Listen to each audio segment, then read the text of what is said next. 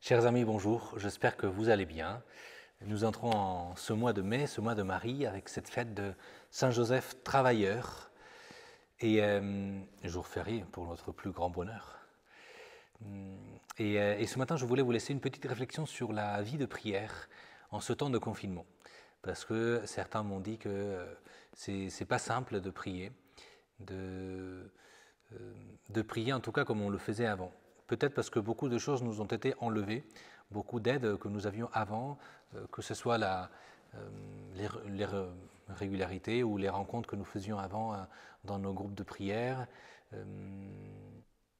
la célébration de la messe tout simplement, qui nous porte beaucoup et qui nourrit et qui est, pour ainsi dire, le sommet de notre vie de prière aussi.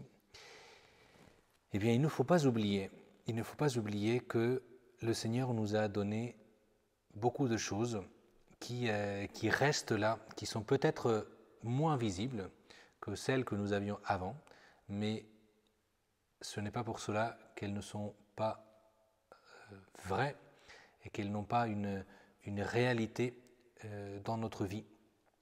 Peut-être beaucoup plus grande que certaines aides que nous avions avant. Et je voulais vous signaler justement que pendant ce temps de confinement, quand on dit que nous sommes privés des sacrements, eh bien ce n'est pas vrai. Ce n'est pas vrai. Nous sommes privés du sacrement de l'Eucharistie, qui est la source et le sommet de la vie chrétienne, c'est sûr, mais nous avons d'autres sacrements.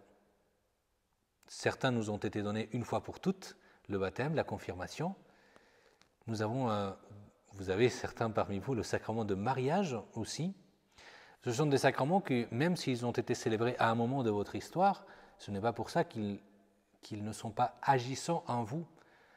Par eux, le Seigneur vous a marqué, un peu comme cette croix qui marque notre Église. Eh bien, le Seigneur nous a marqués par ces sacrements. Il nous a ornés de ces sacrements quand nous avons quitté l'Égypte du péché par le baptême. Et sa présence est indélébile en nous. Elle est toujours là. Alors, pour reconnaître cette présence et pour nous souvenir d'une manière forte de cette présence du Seigneur en nous, de ces sacrements, il faut bien sûr faire beaucoup de silence. Il faut bien sûr faire que le monde cesse de tourner autour de nous pour que nous puissions reconnaître que nous tournons plutôt autour du Seigneur, que nous sommes en orbite, pour ainsi dire, avec le Seigneur, et que notre vie est tout entière orientée, dans notre vie, il nous attire sans cesse à lui. Quand il s'est engagé avec nous dans notre baptême, il ne l'a pas fait pour dépendre des circonstances que nous vivrions. Il l'a fait pour nous attirer à partir de sa croix, qui est le lieu où le Seigneur a manifesté une fois pour toutes tout son amour pour nous.